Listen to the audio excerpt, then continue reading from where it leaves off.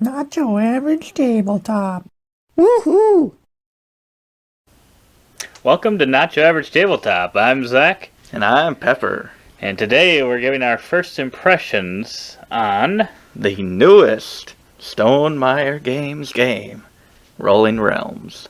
yes. And this one is a little bit different than all the other Stonemaier games. It's a little bit different than a lot of games in a way, because it kind of gives a nod to the other Stonemaier games, Yes. and that kind of sometimes happens in like promos. I think for some Yeah. games they'll maybe nod to another game that they make, but this is all out hitting all the prior Yes. Stonemaier games in a roll and write fashion. So it's So, an easy way to do it. Yeah, yeah. For sure. So But in this one you have pretty much a bunch of different little mini games that you'll be going through, all based on different mechanisms and from all their other games.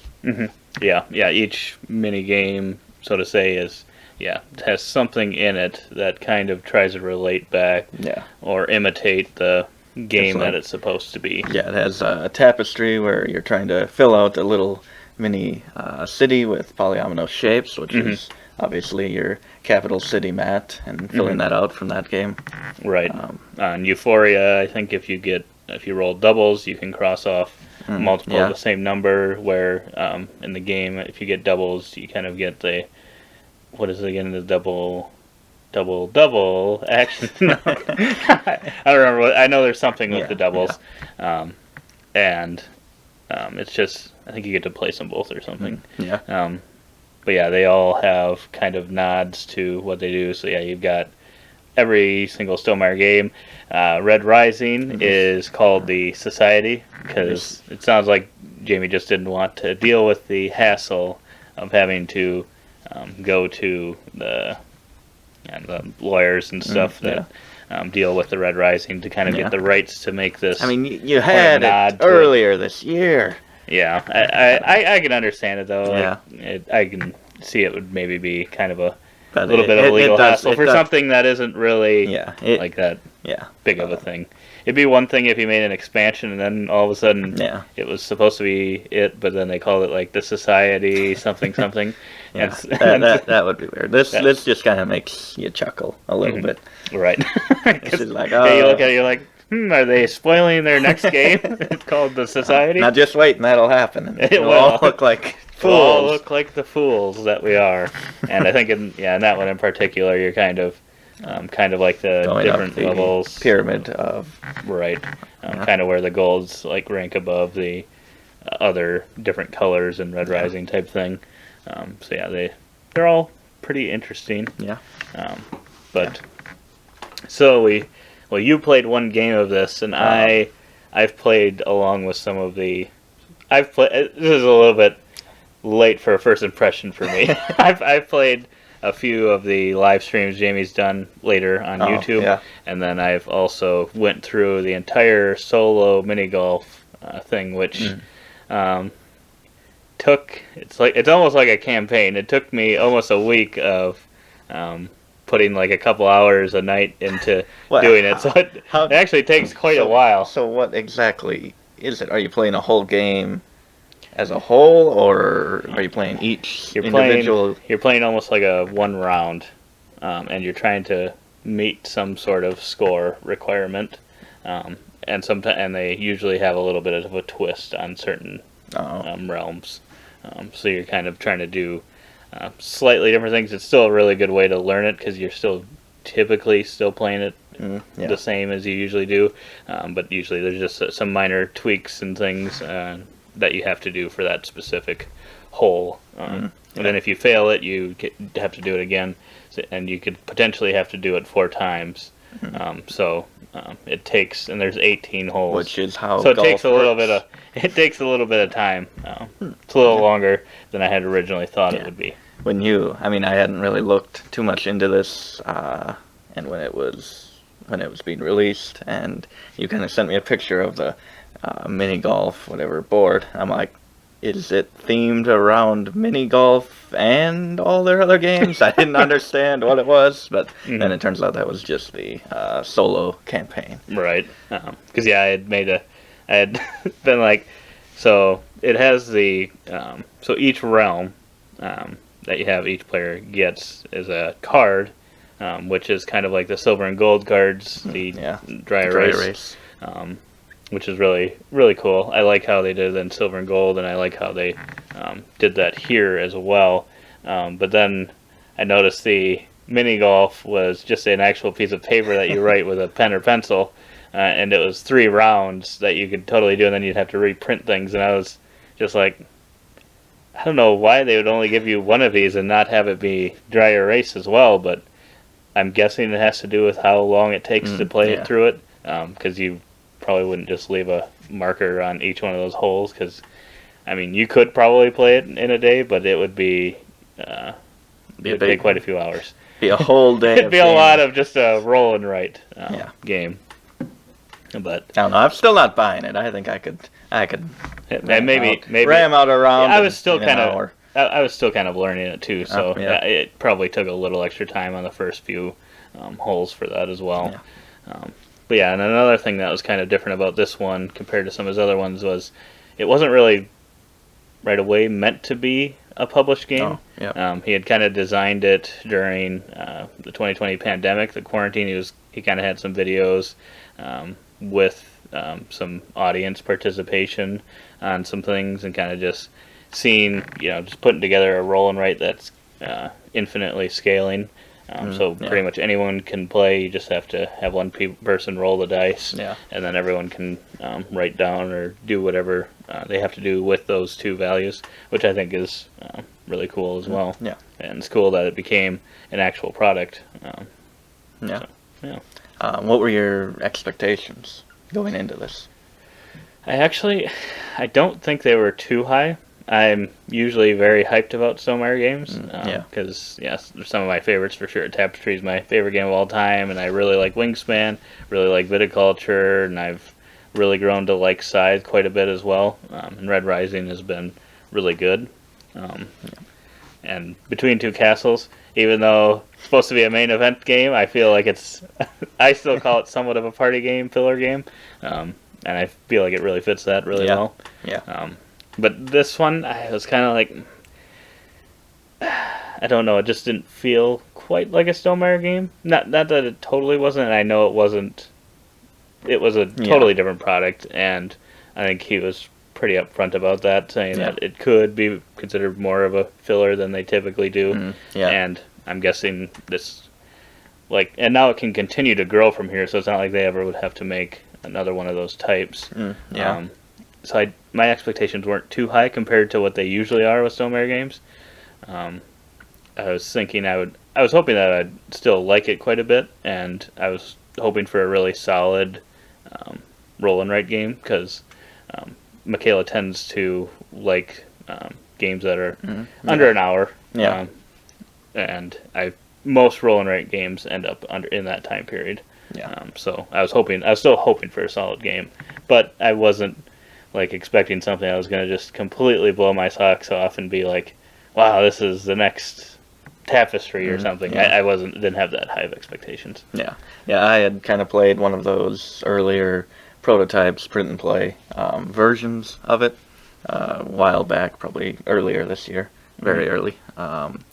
And it was okay, it was fun, but it definitely felt like a lot of similar feeling mini games. Definitely, I think you can usually find a couple that feel pretty similar in there, or at least the original. And so I wasn't too excited about this, but now that I've played it, it's nice to see it actually fully produced with the gigantic dice with hex pips on them, which are really cool. And just kind of see everything in final form with good quality cards and dry erase pens. And the gameplay feels overall the same, I would say, with how you're getting the resources and allocating your dice, but it felt a little more finished. A little more Right. finished, yeah. Yeah, yeah, I would agree. I think I might have. I can't remember. I might have played like one of the first times, but I don't think I played much of it because yeah, it was. Yeah. It still didn't feel quite streamlined, and I Yeah. think now it feels a lot more streamlined for Yeah. sure. Yeah. But yeah, those are kind of our first thoughts on it. So, I guess what is your first impression score on this? First impression score. I mean, it is a roll and write. Mhm. And I was thinking it would be just kind of a nice little thing they threw together. Mhm. And I think I still feel that way. I mean, it's not Tapestry or Wingspan, but it's a nice little roll and write game that they put together with little nods to some of our favorite games. So I think it's a solid, small package, although that may not be the best way to put it. Solid small package. But yeah, it's. One way to talk about it. But yeah, I'd probably give it maybe a 7. Yeah. Yeah. Nothing amazing, but I think Mhm. they hit a single, and I mean that's what they were going for with this. Right. I think. Yeah, I would 100% agree. I think I'd give it a 7. And I don't think it really has that much room for growth. I don't think I'm gonna see it like go up and get yeah. more as I play it more. I think yes, it's definitely not my favorite Blink and Write game. Just because I feel like the chaining of things in some of those yeah. is something that I really really like, and this one just doesn't quite Yeah. have that. It- It's It's a sort little of does, but different it with doesn't. your resource management. Mhm. For one, it can be hard to get Mhm. them because it costs like 2 or 3 pumpkins to activate Right. it, and I mean they're decently hard to get. Mhm. And sometimes you're like, well, maybe I just won't use them because I like that they're each like worth 0.1 points, each leftover resource, which definitely helps when you're playing with larger player counts for a tiebreaker. But I had a few times where I'm like, oh, dear, in the later rounds, where it's like I should place these dice out on these realms, but it's really not worth it to be able to place them, because to be able to even place it, I would have to spend my pumpkins to adjust the die, and it's not actually even going to get me a point over there. So I may as well just not place the die and keep my 0.2 points. So it was a little weird with that in the resource management. And definitely no chaining effects really in the Right. game. Right, yeah. I would definitely agree on that. I felt like that was the only part of the game that maybe didn't still feel completely streamlined. Something about some of those bonuses, it just isn't like a simple thing. It explains what they all are on there, but I feel like I still, even after all the solo play and stuff, I still sometimes have to look at what exactly they yeah. do. It just doesn't quite seem, I don't know, all that intuitive as to how those should work. But yeah, overall, I still really like the nods to all the different prior games that they've had and how they implement it, slightly for each of the games and change it up. And I think that's really interesting because, I could see every time you play this game, you're going to have a different combinations, and you could see, some are obviously going to work better than others together, I think, which is really interesting how it'd be fun to maybe try to determine what you think it could be the best combo to get the highest possible score, or maybe a combo to get the lowest possible score. Something like that. It'd be kind of interesting to do and see what you could get. And then, obviously, I'm pretty sure if there's promos for future games, I'm probably going to get them. Because it's still, I think it's a little bit longer than it needs to be, too. Yeah, But I think if you only play one round, it's only about 10 to 15 minutes, which I think is a pretty good sweet spot. For the games. Because when we picked our 3 rounds, I'm like, okay, that'll be a good amount of replayability if you're only using 3 a game. But you said, no, we're going to go through 9 of them total. I'm like, that's gonna take forever because you Yeah. roll the dice 9 times per round, Mhm. and there's 3 rounds, so I'm not gonna do the math, but that's quite a few rounds. But yeah, it went a little faster than expected, but still, I think a little longer than what it should be. Yeah, I would totally agree. But again, it was the first game, so we were playing some things very wrongly. Or Yeah, you and Michaela. me and Michaela made some I big know my mistakes. first games I had played some things wrong as well. I don't think it's extremely easy to know it if you don't follow closely. Kind of when you're adding dice or Yeah, and how you can create a new die, but you still can't place that in one of the spots Right. that you already placed a die. right, unless you spend multiple pumpkins, and kind of some of that stuff is a little hard to grasp right away. I mean, that's the hardest part, I would say. And Otherwise, and I it think the rest of it's pretty. Yeah, I think if it could be a little more forgiving in how many dice you can place, and especially in the same area, Yeah. I think that could help it a little bit. Mhm. But yeah. Yeah. Which game of any game would you want to see a realm made of for a promo? Yeah, I was just about to ask that because there is a Terra Mystica one that's coming out. Ooh. So they are not only doing Stonemaier games, but potentially other games out Or there. have they bought the rights? Bought Did the Stonemaier own Terra Mystica? Yeah. What game would I want in there? What would be good? I feel like I would personally want one of the Garfield games, and you also- maybe even add a little worker in there for some worker Ooh, that would placement. be cool. Oh yeah, I don't know how you do Raiders that. do something It'd be with the interesting. place down pickup. Although Red Rising kind of does that a little bit already. Not the realm of Red Rising. Right. I think I'd just have to go with my current number 2 game of all time with Dwellings of Eldervale. Oh boy. It's I going to be a big card. It's going to be 3 times the size of the normal card. I think you could do something with putting your meeples or workers something out somewhere and kind of turning them into dwellings.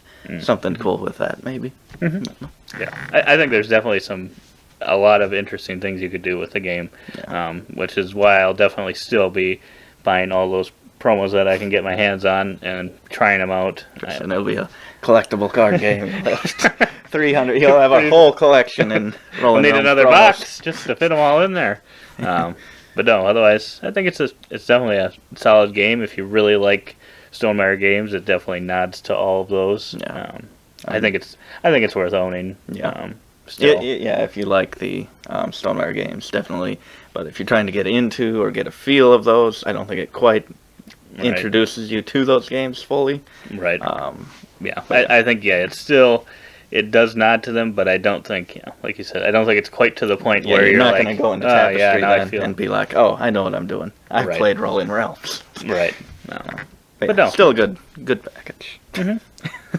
A good, small, solid package. So you got our thoughts. We're thinking around a 7. Yep. Have you played this game? What is your favorite Stonemaier game? What realm do you hope to see in here someday? We'll have to see. Hopefully it doesn't make too many games, because I don't know how much is going to fit in there.